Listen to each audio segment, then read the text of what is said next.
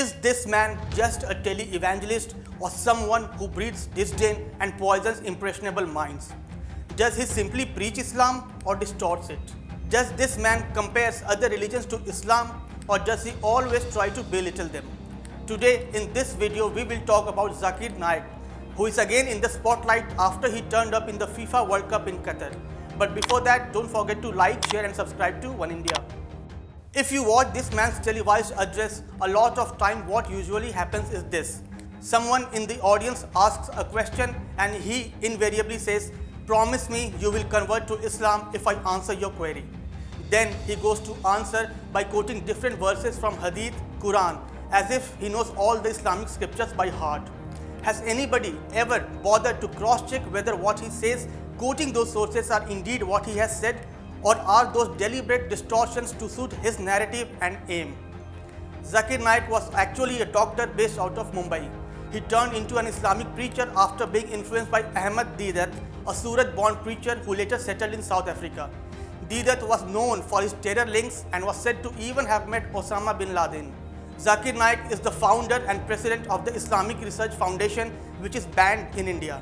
The Ministry of Home Affairs extended the ban for 5 more years in 2021 and had termed the IRF an unlawful association. 2 of the TV channels owned and run by him, Peace TV and Peace TV Urdu, are banned in several countries including India, Bangladesh, Sri Lanka, Canada and the United Kingdom. He is a non-Arabic public orator and proponent of the hardline Salafi school of thought in Sunni Islam. The radical evangelist became popular in the 1990s for his attempts to convert people to Islam through IRF, his Mumbai-based organization. In the early 2000s, his videos grabbed attention as they tried to establish Islam as a religion superior to others. His supporters dubbed him an expert on comparative religion. As he became famous, he went on to launch Peace TV English, which was based in Dubai, and other versions in Urdu and Bangla. And it is not just India. Naik is unwelcome in several countries, especially after he expressed support for Al-Qaeda and its now slain leader Osama bin Laden. His controversial comments on homosexuality have also often hit headlines. He had reportedly said that homosexuals and those converting from Islam to another religion should be sentenced to death.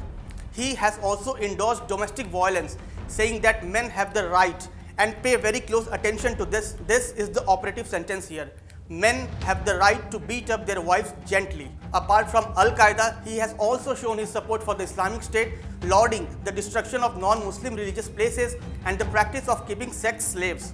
He is banned in the UK for calling for the forced conversion of youth to Islam, supporting suicide bombings and publishing offensive comments that are insulting to other religions, including Hindus and Hindu gods. 2 youths from Kerala who had joined the ISIS said they did so after meeting this preacher. The alleged bombers who carried out an explosion in a cafe in Dhaka in July 2016 that had killed 22 had said they were admirers of Naik. While Islamic State took responsibility for the strike, one of the bombers told investigators that he watched Naik's preachings on YouTube. After his name came up in this blast, Naik fled India in 2016 and since then has not returned. He currently resides in Malaysia. After moving to Malaysia, Zakir Naik had received funding for IRF from Islamic countries like Qatar, Turkey and Pakistan. Naik has caused more damage to India and other nations than just spewing hate.